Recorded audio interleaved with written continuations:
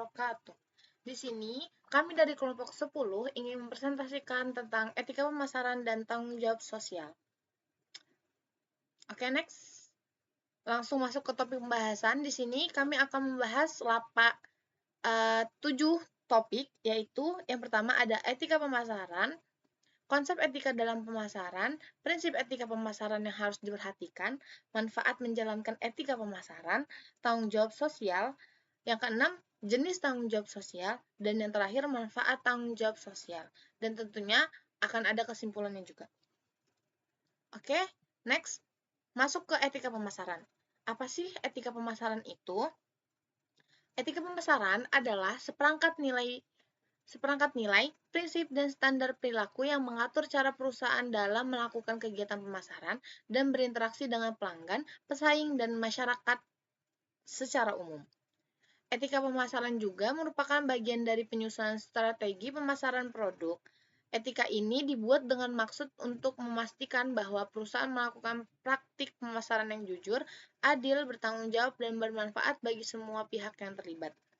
Etika pemasaran mencakup berbagai isu, termasuk kejujuran dalam iklan dan promosi, perlindungan pelanggan, penggunaan data pelanggan yang tepat, pemenuhan janji produk dan layanan, penghargaan pada pesaing, dan yang terakhir, tanggung jawab sosial perusahaan.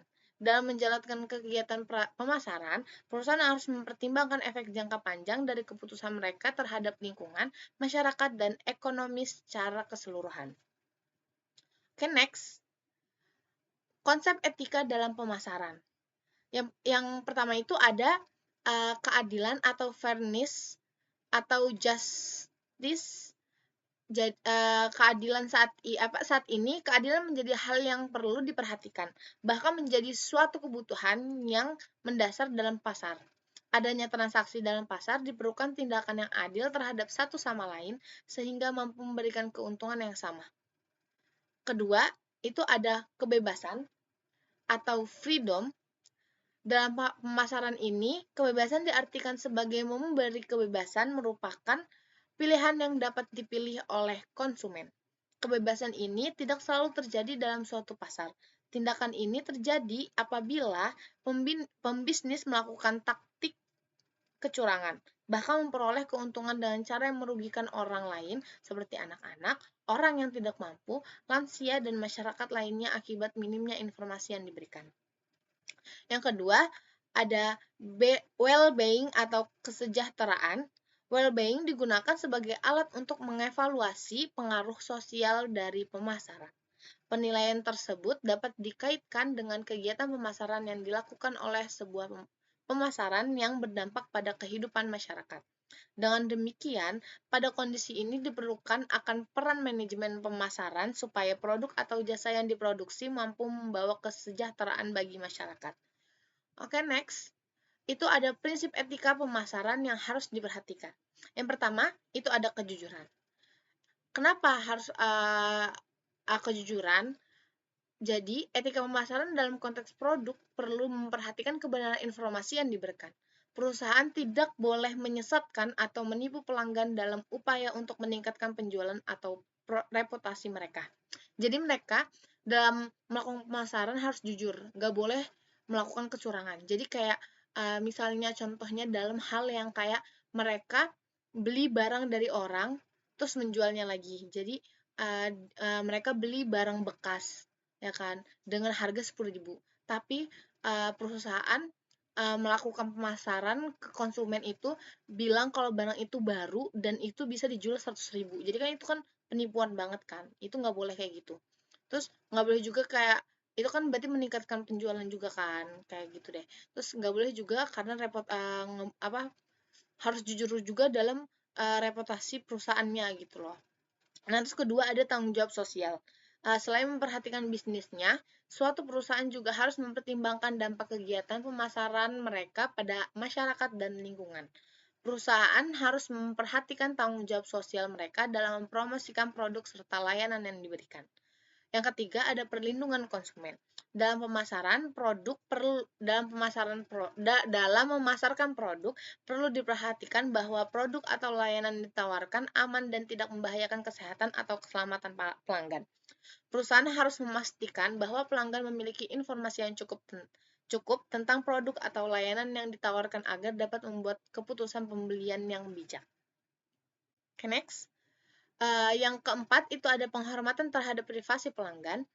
Data pelanggan yang dimiliki oleh perusahaan harus dipastikan hanya digunakan untuk keperluan yang tepat dan sesuai regulasi yang berlaku. Perusahaan juga harus memastikan bahwa privasi pelanggan dijaga dengan baik dan tidak menyalahgunakan informasi pribadi mereka. Jadi, perusahaan itu nggak boleh dengan kayak misalnya perusahaan makanan nih, ya kan. Nah, contohnya ada artis terkenal gitu kan. Dia melakukan kayak melakukan apa ya, pesanan antar gitu kan. Nah, berarti kan ada tercantum nomor dia kan. Tercantum nomor dia, tercantum alamat dia juga.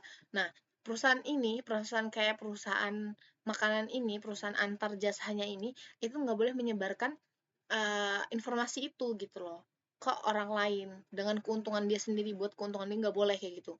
Jadi harus menjaga privasi. Jadi kayak walaupun dia artis terkenal, tetap dia pelanggan gitu loh. Nggak boleh menganggap dia tuh artis terkenal jadi bisa nih berbagi sama fans-fans lain gitu. Nggak boleh kayak gitu. Nah, terus habis itu selanjutnya itu ada transparansi. Dalam kegiatan marketing, perusahaan harus bersikap terbuka dan transparan tentang produk atau layanan yang ditawarkan, serta tentang praktik pemasaran mereka secara keseluruhan. Terus yang keenam, kesesuaian dengan hukum dan regulasi. Perusahaan juga harus memastikan bahwa kegiatan pemasaran mereka sesuai dengan hukum dan regulasi yang berlaku dalam industri mereka. Next, itu ada manfaat menjalankan etika pemasaran. Jadi, selain itu, reputasi perusahaan juga dapat meningkat dengan menerapkan prosedur bisnis. Perusahaan yang dikenal karena melakukan praktik pemasaran yang etis cenderung mendapatkan dukungan dan pengakuan yang lebih besar. Pada akhirnya, strategi etika pemasaran dapat membantu perusahaan menciptakan nilai jangka panjang dan memperoleh keuntungan yang berkelanjut. Hal ini juga menjadi salah satu strategi untuk meningkatkan aktivitas pemasaran produk dalam bisnis. Pelanggan dan masyarakat cenderung mendukung perusahaan yang memperhatikan kepentingan mereka. Selanjutnya, ada manfaat menjalankan etika pemasaran. Menjalankan etika pemasaran yang baik memiliki banyak manfaat bagi perusahaan, pelanggan, dan masyarakat secara keseluruhan. Salah satu manfaat etika yang baik dalam memasarkan produk ialah adanya peningkatan kepercayaan dan loyalitas konsumen. Hal ini disebabkan faktor bahwa pelanggan cenderung memilih perusahaan yang jujur, integritas, dan tanggung jawab sosial yang tinggi. Etika pemasaran yang baik dapat membantu Anda membangun hubungan yang kuat dengan konsumen, sehingga meningkatkan loyalitas. Selanjutnya, ada tanggung jawab sosial. Apa itu tanggung jawab sosial? Tanggung jawab sosial adalah komitmen suatu organisasi, khususnya perusahaan, untuk bertindak secara etis, beroperasi secara legal, dan berkontribusi untuk meningkatkan kualitas hidup masyarakat. Ini berarti perusahaan tidak hanya fokus pada keuntungan finansial semata, tetapi juga peduli terhadap dampak aktivitas bisnisnya terhadap pemangku kepentingan lainnya, seperti karyawan, masyarakat sekitar, dan lingkungan. Dalam bahasa yang lebih sederhana, tanggung jawab sosial adalah ketika sebuah perusahaan tidak hanya memikirkan untungnya sendiri, tapi juga memikirkan bagaimana tindakannya bisa berdampak pada orang lain dan lingkungan sekitar. Selanjutnya, next. Jenis-jenis tanggung jawab sosial. Itu ada tanggung jawab lingkungan. Jadi, seperti tanggung jawab lingkungan itu jadi seperti pengurangan emisi, pengelolaan limbah, konservasi energi, dan pelestarian keanekaragaman hayati. Nah, selanjutnya itu ada tanggung jawab ekonomi. Itu ada pertumbuhan ekonomi berkelanjutan. Itu maksudnya itu menciptakan nilai tambah bagi pemegang saham, karyawan, pelanggan, dan masyarakat secara keseluruhan. Terus yang kedua itu ada kemitraan dengan pemangku kepentingan. Itu seperti membangun hubungan yang kuat dengan pemasok, pelanggan, pemerintah, dan komunitas. Terus yang terakhir itu ada inovasi, yaitu mendorong inovasi dan pengembangan produk atau jasa yang berkelanjutan. Terus selanjutnya ada tanggung jawab sosial, yaitu pemberdayaan masyarakat, yaitu memberikan pelatihan dan pendidikan serta mendukung usaha kecil dan menengah di sekitar perusahaan. Terus selanjutnya ada kesehatan dan keselamatan kerja, yaitu menjamin keselamatan dan kesehatan karyawan melalui lingkungan kerja yang aman dan sehat. Terus yang ketiga ada keadilan sosial, yaitu menerapkan kebijakan yang adil dan tidak diskriminatif dalam perekrutan, promosi, dan pemberian upah. Dan yang terakhir ada keterlibatan komunitas. Jadi maksudnya itu berpartisipasi dalam kegiatan sosial dan kemasyarakatan seperti membantu korban bencana alam. Nah, yang selanjutnya itu ada tata kelolaan perusahaan yang baik atau good governance. Itu tuh ada transparansi, yaitu menyediakan informasi yang akurat dan relevan kepada pemangku kepentingan. Terus yang kedua itu ada akuntabilitas, itu bertanggung jawab atas keputusan dan tindakan perusahaan. Terus yang ketiga ada etika bisnis, yaitu menerapkan prinsip-prinsip etika dalam menjalankan bisnis. Terus yang terakhir ada kemandirian Dewan Komisaris, yaitu memastikan adanya pengawasan yang independen terhadap manajemen perusahaan. Selanjutnya, ada manfaat CSR atau tanggung jawab sosial. Bagi perusahaan, itu manfaatnya itu meningkatkan reputasi merek, memperkuat hubungan dengan pemangku kepentingan, mendorong inovasi, mitigasi risiko, dan yang terakhir, menarik talenta terbaik. Selanjutnya, itu mungkin bisa dibaca sendiri ya. Itu meningkatkan reputasi itu kayak gimana. Oke, selanjutnya, itu manfaat CSR bagi masyarakat, yaitu meningkatkan kualitas hidup, jadi maksudnya itu kayak program CSR yang berfokus pada pendidikan, kesehatan, dan pemberdayaan masyarakat dapat meningkatkan kualitas hidup masyarakat di sekitar perusahaan. Terus selanjutnya melestarikan lingkungan. Terus yang terakhir ada mendorong pembangunan berkelanjutan. Jadi CSR dapat berkontribusi pada pembangunan yang berkelanjutan yang menyeimbangkan aspek ekonomi sosial dan lingkungan.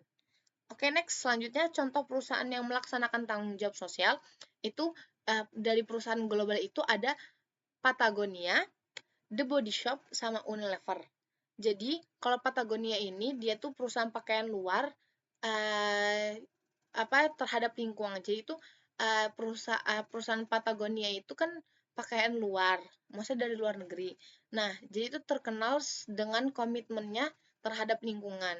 Kayak mereka mendonasikan sebagian besar keuntungannya untuk organisasi lingkungan dan mendorong konsumen untuk memperbaiki pakaian mereka daripada membelinya yang baru. Nah, terus kalau misalnya The Body Shop itu perusahaan kosmetik kan. Nah, dia tuh dikenal dengan kampanye sosial yang kuat. Jadi seperti melawan pengujian hewan dan mendukung perdagangan yang adil. Jadi dalam uji kosmetiknya itu dia tuh nggak ada uji kosmetik sama hewan gitu loh. Jadi kalau misalnya kayak gitu kan ada sama hewannya kan.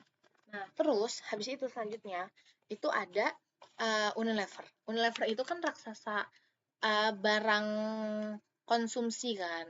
Jadi itu dia memiliki program CSR termasuk Sustainable Living Plan yang bertujuan untuk mengurangi dampak lingkungan yang meningkatkan kehidupan masyarakat. Nah, terus kalau misalnya contoh perusahaan yang di Indonesia itu ada PT Pertamina, Persero, terus yang kedua itu ada PT Telkom Indonesia, terus yang terakhir itu ada PT BRI atau Bank Rakyat Indonesia. Nah, di sini itu kalau misalnya PT Pertamina itu tuh dia kan perusahaan energi milik negara. Nah, dia memiliki program CSR yang luas. Jadi itu kayak termasuk program yang pemberdayaan masyarakat, pelestarian lingkungan, dan pendidikan. Dan sedangkan kalau misalnya Telkom Indonesia, dia itu memiliki program CSR bernama Share, yang fokus pada pengembangan masyarakat melalui teknologi informasi dan komunikasi. Terus kalau misalnya PT BRI atau Bank Rakyat Indonesia, itu dia memiliki program CSR yang beragam, termasuk program pendidikan, kesehatan, dan pemberdayaan UMKM. Oke, next. Selanjutnya yang terakhir itu ada kesimpulannya. Kesimpulannya adalah etika pemasaran dan tanggung jawab sosial atau CSR merupakan dua konsep yang saling terkait dan menjadi landasan penting dalam dunia bisnis modern. Kedua konsep ini menekankan pentingnya perusahaan tidak hanya mengejar keuntungan semata, tetapi juga memperhatikan dampak yang ditimbulkan oleh aktivitas bisnisnya terhadap masyarakat dan lingkungan. Etika pemasaran berfokus pada prinsip-prinsip moral yang mengatur perilaku dalam kegiatan pemasaran. Ini berarti perusahaan harus bertindak jujur, transparan, dan menghormati hak-hak konsumen. Contohnya, tidak memberikan informasi yang menyesatkan, menghindari praktik penipuan, dan melindungi privasi konsumen. Tanggung jawab sosial perusahaan atau CSR merupakan komitmen perusahaan untuk berkontribusi pada pembangunan berkelanjutan dengan cara yang etis dan bertanggung jawab. Ini mencakup berbagai aspek, mulai dari lingkungan, misalnya mengurangi emisi karbon dan mengelola limbah. Terus dari sosial, contohnya itu mendukung pendidikan dan kesehatan. Terus hingga etika bisnis, misalnya transparansi dan anti korupsi. Nah, selanjutnya, etika pemasaran dan tanggung jawab sosial juga merupakan dua sisi yang sama. Perusahaan yang berhasil adalah perusahaan yang mampu menggabungkan keduanya dalam strategi bisnis mereka. Dengan demikian, perusahaan tidak hanya meraih keuntungan finansial, tetapi juga memberikan kontribusi positif bagi masyarakat dan lingkungan. Oke, sekian dari saya. Sekian dari kelompok 10. Mohon maaf apabila ada kesalahan. Wassalamualaikum warahmatullahi wabarakatuh.